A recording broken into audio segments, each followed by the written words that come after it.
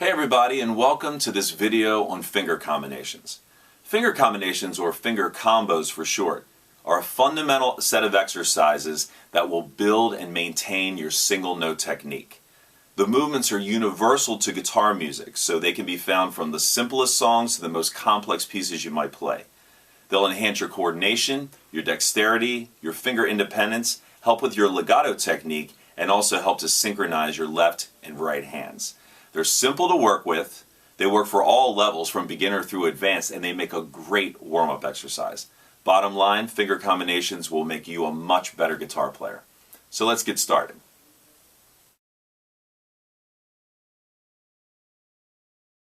Before we get started with the actual finger combinations, I first want to talk for a few seconds about the setup. With the left hand, what I like to do is play these at fifth position. It's right in the middle of the fretboard, easy to see and easy to grab onto there. We do fifth position, which means that's where your index finger is, or your first finger, at the fifth fret. And we also use the concept of one finger per fret. So if your first finger is at the fifth fret, then your second finger would take all the sixth fret notes, your third finger would take all the seventh fret notes, and your pinky finger would take all the eighth fret notes. So that's the left hand setup. Pretty easy. The right hand setup is going to be strict alternate picking. You're going to want to alternate pick each string down, up, down, up, down, up, etc. If you find that it's a little bit difficult to manage the left hand and the right hand at the beginning, you could always just play downstrokes with the right hand while you worry about getting the coordination of the left hand down. But once the left hand is under control, I would advise you to go back and start alternate picking with the right hand, because ultimately you want to be playing this with strict alternate picking all the way through.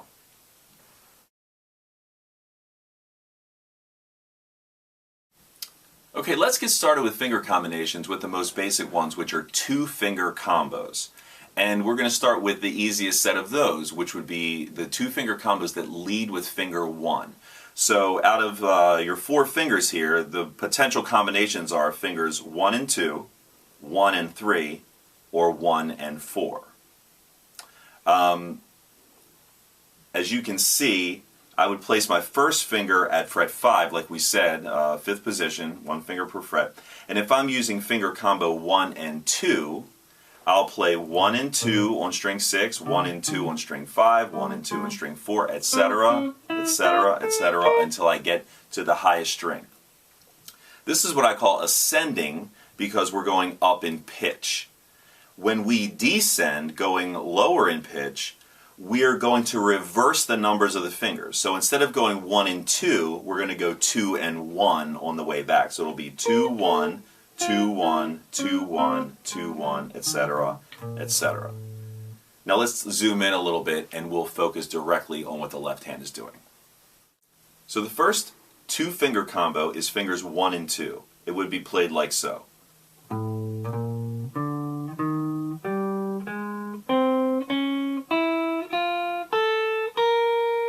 And then in reverse order, descending.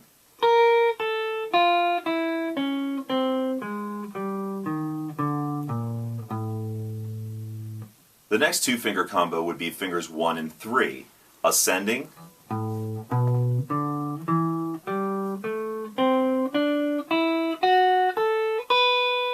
and then descending.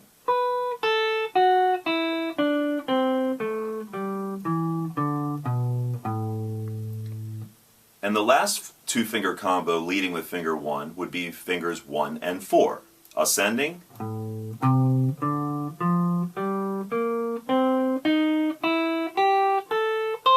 and then descending.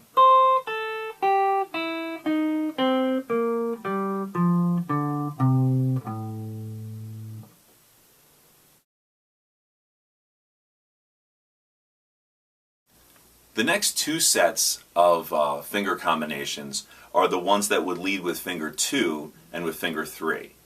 In terms of leading with finger 2, you really only have two options. It would be fingers 2 and 3, or fingers 2 and 4.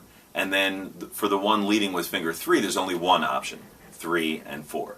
Again, let's zoom to the left hand and we'll see how they're played.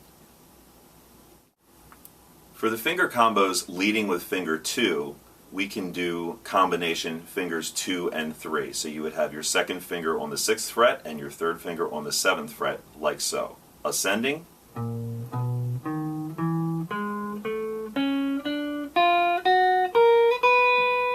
and descending.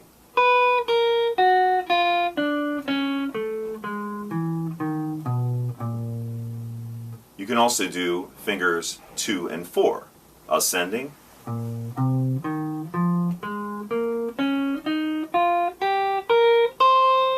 and descending.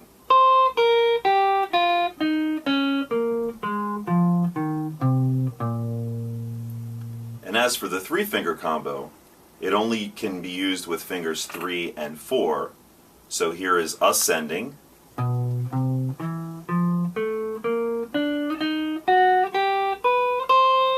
and descending.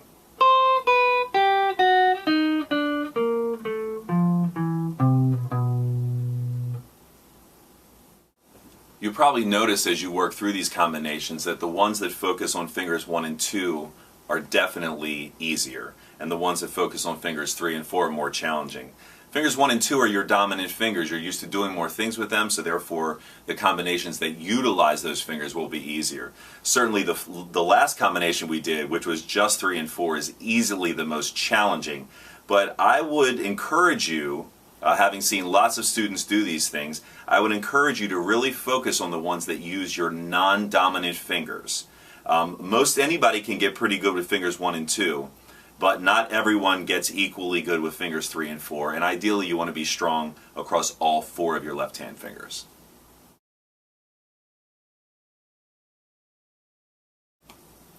Now let's get into some 3-finger combinations. 3-finger combos are super important because they're used in almost all types of major and minor scales.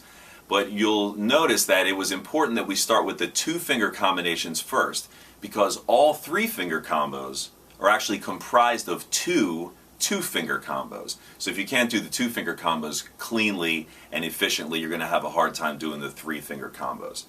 Now in terms of 3-finger combinations, we can lead with the first finger 3 different ways. 1, 2, 3, 1, 2, 4, or 1, 3, 4. In terms of leading with the second finger, there's really only one, and that is 2, 3, 4. Again, let's zoom to the left hand and we'll watch how they're all played. Okay, here are the 3-finger combos leading with finger 1. 1, 2, 3 ascending,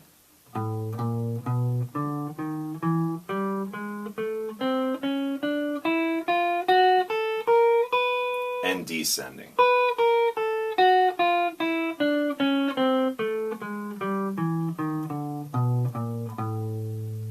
Here's 1, 2, 4 ascending,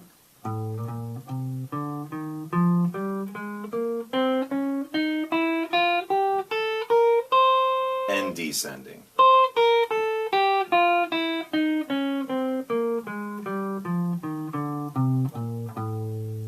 And here's 1, 3, 4 ascending,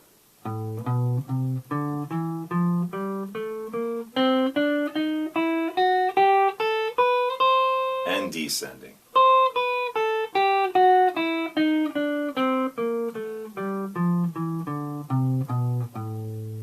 And here's the only finger combo, the only 3-finger combo I should say, starting with finger 2. 2, 3, 4. Ascending,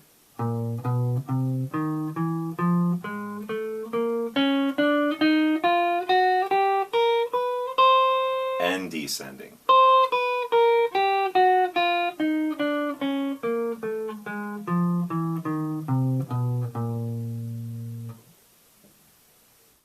As you can see, those 2-finger and 3-finger combos are really important when it comes to playing full major and minor scales, because major and minor scales are really just combinations of 2-finger combos and various 3-finger combos.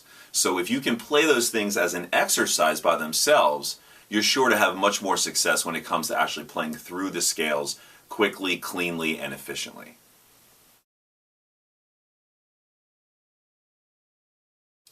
And the final combination is the only one that uses all 4 fingers, and of course it can only go in one direction, 1, 2, 3, 4. So again, let's zoom to the left hand and we'll check it out.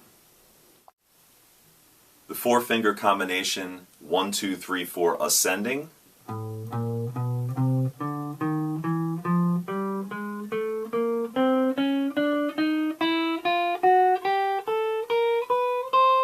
And descending.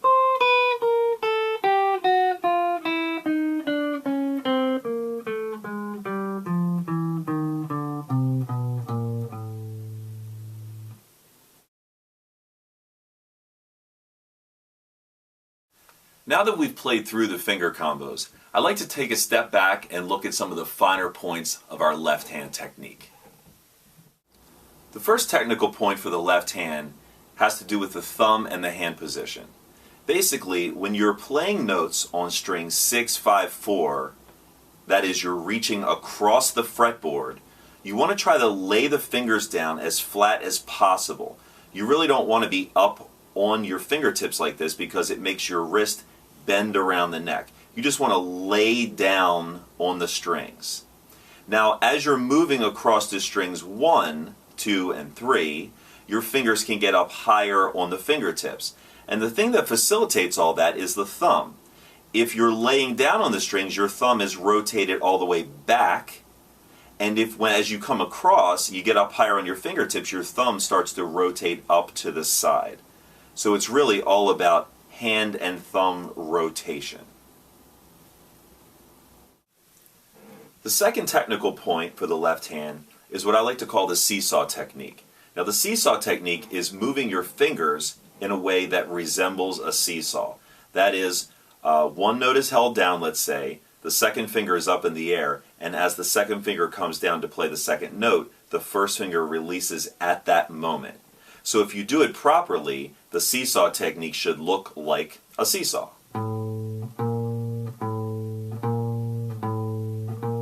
And then you can do it across the strings, of course.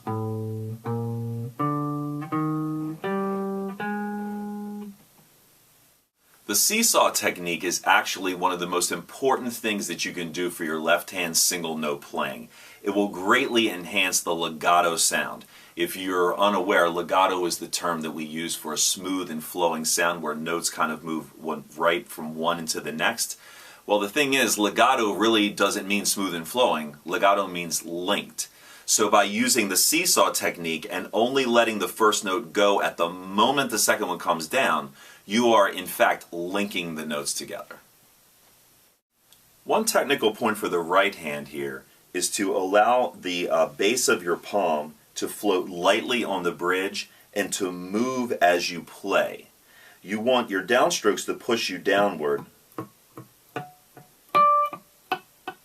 and your upstrokes to pull you back.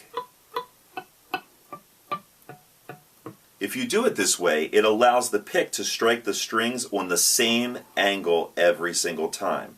If you were to anchor your hand at the top and just reach for the notes, you notice the pick moves to a different angle, sort of like a semicircle, and the sound gets a little iffy that way. The best sound is going to be if you move your hand to each string. You can also think of it as scratching your hand along the bridge. That'll help you to get the idea of moving downward and moving backward.